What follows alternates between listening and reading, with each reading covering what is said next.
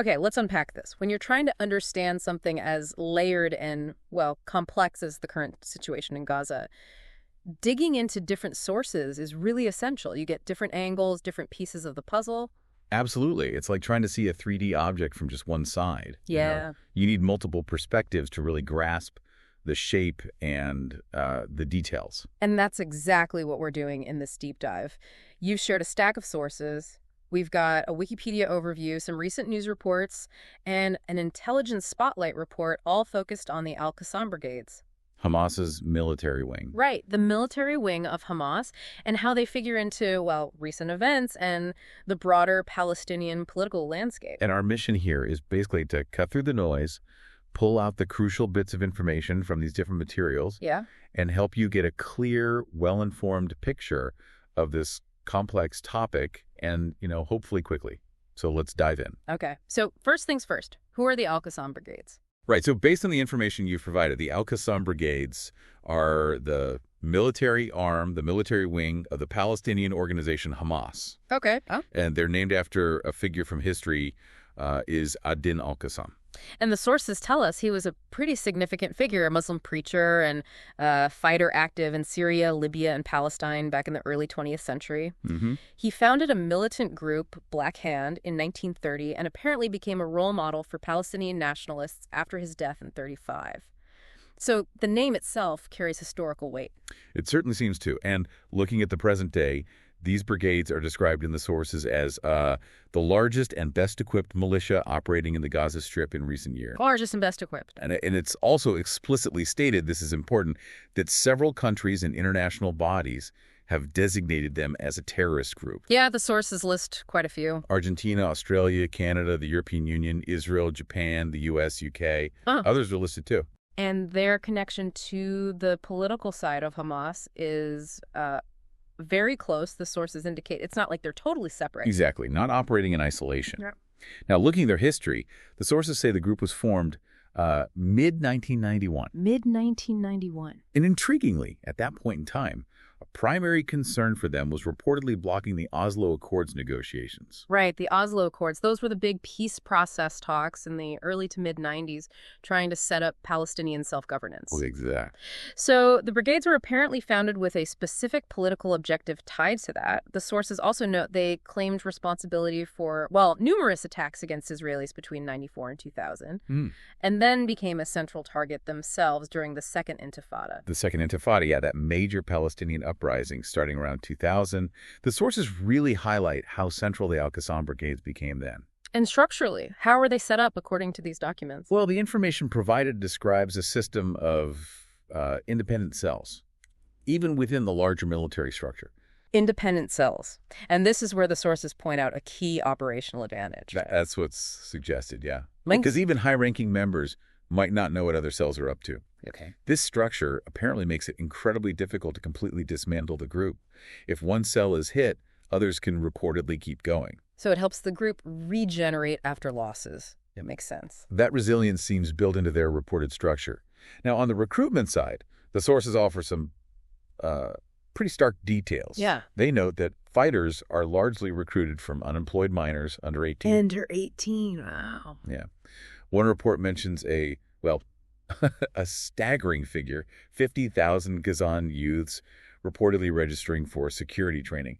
And this is linked in the source to the high unemployment rate in Gaza, reported around 45%. 45% unemployment. And there's another detail. A spokesman for Al-Qassam is quoted in one source claiming a very high percentage, 85% he claims, of recruits are orphans seeking revenge for parents reportedly killed by Israeli forces.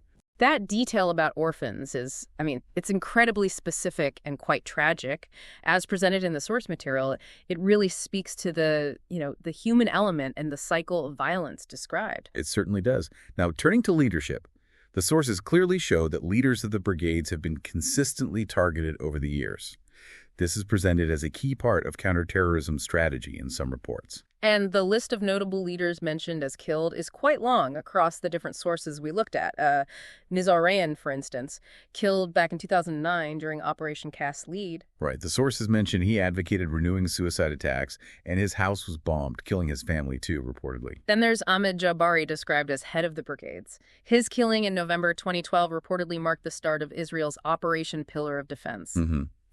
And later, in 2014, Mohammed Abu Shamla, Red al-Altar, and Mohammed Barhoum were reported killed in an Israeli airstrike.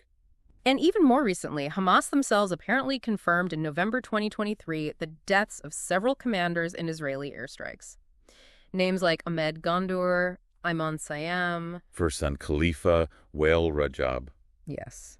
And the deputy leader, Marwan Issa, second in command to Mohammed Deif, he was reported killed by Israeli forces just this past March 10th. Right. And speaking of Mohammed Deif, the sources note he's the one who was leading the brigades and had reportedly survived, at least 7 assassination attempts himself over the years? 7 attempts. Quite a figure. Now, there's a very recent development noted in the sources, specifically reports cited from May 18th, 2025, concerning Mohammed al-Sinwar. He's considered the head of Hamas's military wing in Gaza. Yes. And he was reportedly targeted in an aerial attack on May 13th, 2025, under the European hospital in Khan Yunis, according to these sources. Under a hospital. That's the location given in the report. And his body was reportedly found in a tunnel there, along with 10 aides. Again, this is all according to these specific sources cited. Okay, but it's important to note the reports are careful to state Israel hadn't confirmed his death at that point. Exactly. Though Defense Minister Israel Katz is quoted saying indications existed, it really shows the difficulty, of confirming battlefield claims definitively based only on the immediate reports available. That uncertainty, even in these specific reports, is a crucial detail to keep in mind.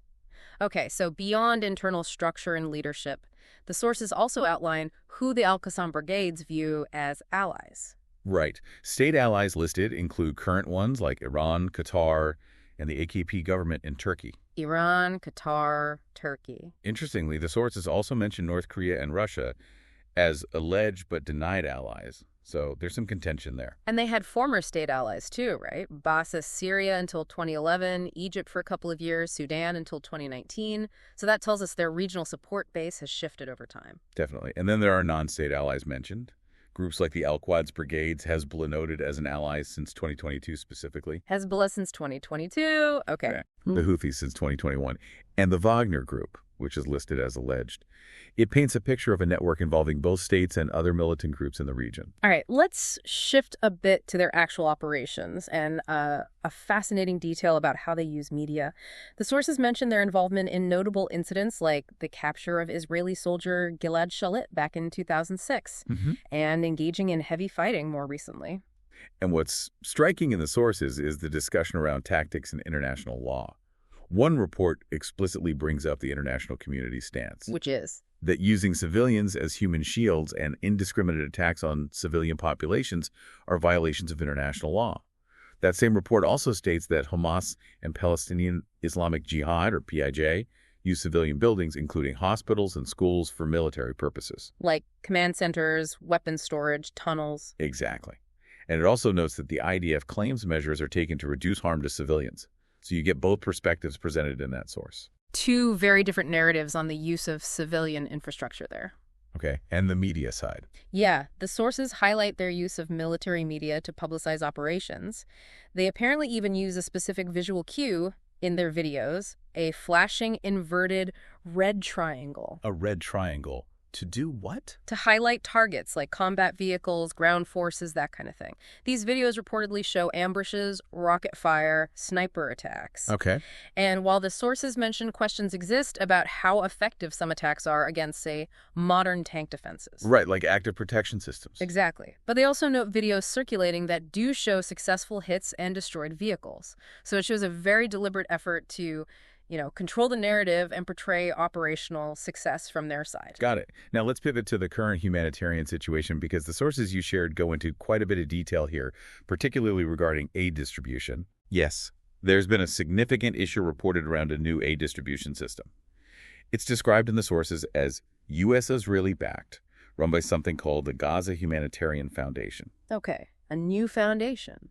But reports indicate the UN and other major humanitarian organizations have rejected it. They're not on board. Why not? What are the concerns mentioned? Well, the sources point to worries about whether this new system can actually meet the massive needs on the ground. There's also concern about potential friction or conflict during distribution. Right.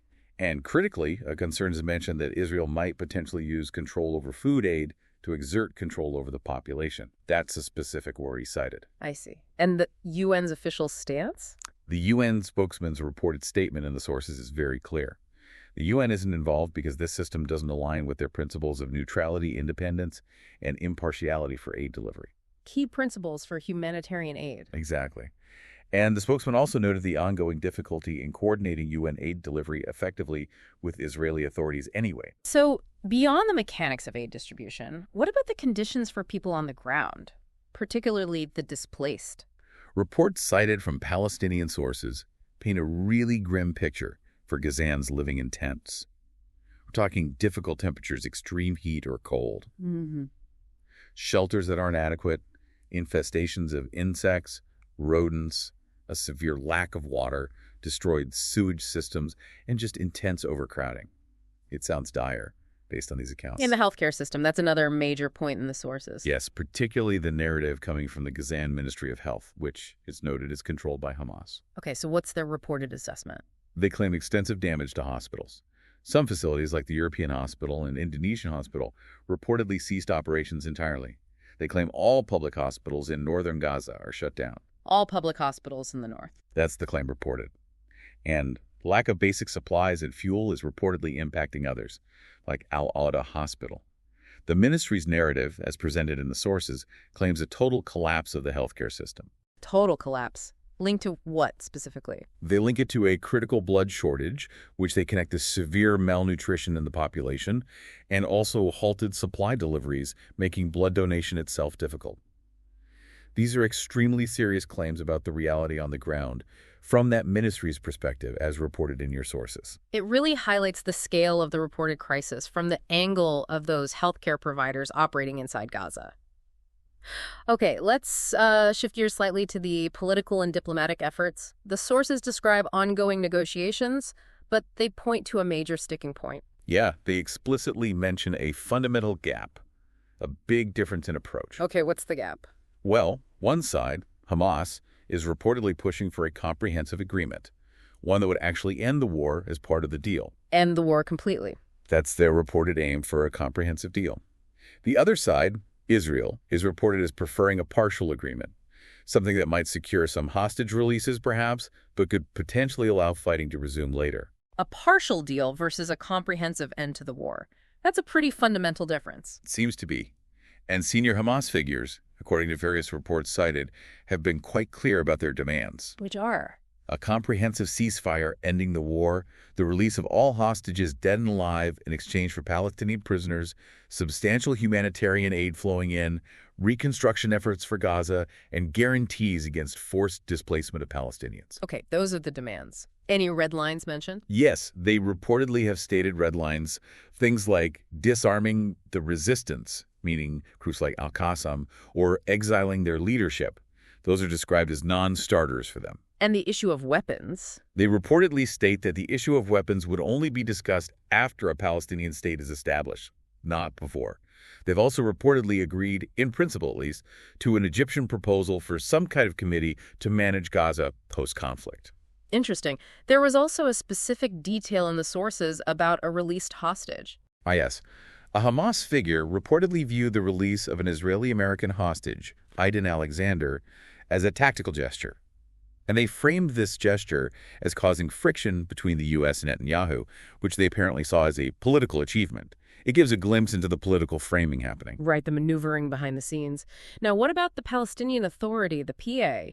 The sources cover their efforts, too. They do. PA Chairman Mahmoud Abbas reportedly instructed his Fatah faction and other PLO factions to renew contact with Hamas. Renew contact. Why? What's the stated goal? The stated goal is reportedly to integrate Hamas into the broader Palestinian political system and reach an agreement that would restore PA control in Gaza. Integrate Hamas and restore PA control. What's the proposed basis for that agreement, according to the sources? It's outlined as including national unity across factions, recognition of the PLO as the sole representative, aiming for a state based on the 1967 borders with Jerusalem as its capital, and having unified political, security, and legal systems. So serious unity talks are reportedly happening. Dialogue, both direct and indirect, is reportedly continuing. Hamas is apparently willing in principle to the idea of a 1967 border state and discussing these issues, but they're demanding a broader national dialogue involving more parties first. Okay. And Abbas has been active diplomatically, too. Yes. The sources mention his participation in the Arab League summit in Baghdad and various meetings he held. His proposal at that summit was quite detailed. What did it include? A permanent ceasefire, release of prisoners, that's the term, used aid entry, full Israeli withdrawal from Gaza. Okay. Transfer of civilian and security responsibility to the PA. And this specifically noted the disarmament of Hamas under Arab and international support. Disarmament of Hamas under PA control with external backing. That's a major point. A very major point in his proposal. Also, reorganization of PA security forces, an international reconstruction conference, ending Israeli unilateral measures, and crucially, a timed political process towards a two-state solution and recognition of a Palestinian state. Quite comprehensive. Did he mention election? He expressed willingness to hold elections once conditions allowed and said reforms would continue. And the Arab League summit itself, what was their concluding stance based on the report? Their concluding statement called for international pressure to end the bloodshed, explicitly rejected any displacement of Palestinians, and stressed the urgent need for aid delivery into Gaza. The PA also reportedly welcomed a joint statement from the UK, France, and Canada calling for a ceasefire and aid, noting it aligned with their positions. Okay. One last piece from the sources, PA security operations in the West Bank. Yes, briefly mentioned. They're conducting something called Operation of Kleskan, defending the homeland, reportedly aimed at enforcing the rule of law and improving safety there. The reports mention related incidents like arrests, clashes, and even Israeli citizens being arrested for allegedly aiding terror. It just shows the PA has its own ongoing security challenges and operations separate from Gaza. Wow, okay. That is quite a complex picture drawn from these different sources. You can really see how looking at the Al-Qassam brigades involves understanding their history, their structure, their reported tactics, how they're portrayed. And then you have to layer on top of that the current critical humanitarian situation in Gaza, the aid issues, the reported state of healthcare. It's deeply concerning based on these reports. And finally, adding that political layer, the stated positions in what sound like very tough negotiations, the internal Palestinian efforts towards some kind of unity between Hamas and the PA, however difficult. Right, and the PA's own diplomatic efforts and proposals for what a post-war future might look like. It really highlights the different dimensions and the stated goals of the key players, at least as they're presented in these specific reports we've looked at. It absolutely underscores that there isn't one simple story here. You've got these overlapping military, humanitarian, and political realities, each with its own complexities and, frankly, conflicting narratives depending on which source you're reading. So what does this all mean for you listening to this? By pulling together these different strands of information from the sources provided, you've hopefully moved beyond just the headlines. Yeah, you've gained, ideally, a deeper understanding of the specific groups involved, their stated aims, the reported methods, and the incredibly challenging context they're all operating within. You have a more informed basis drawn from these materials for understanding the dynamics at play. Exactly. It's about having those specific details and, importantly, those stated positions in mind when you encounter further news or analysis on this. Okay, so thinking only about the points laid out in the sources we've just unpacked, here's maybe something to mull over. You have Hamas's stated non-negotiables, especially ending the war before discussing weapons. You have Israel's reported preference for a partial deal that might allow fighting to resume. And then you have the PA's stated long-term vision, which includes integrating Hamas, but also eventually disarming militant groups under international support to take control in Gaza. Distinct positions. So when you view those distinct stated positions together, just through the lens of these sources, what does that suggest about the fundamental path forward, or maybe the fundamental obstacles preventing one right now? Acknowledging those stated positions and how they might fundamentally conflict based on these reports is certainly key to grasping the sheer challenge of this situation. Well, thank you for bringing these sources for this deep dive. It's been illuminating, if sobering.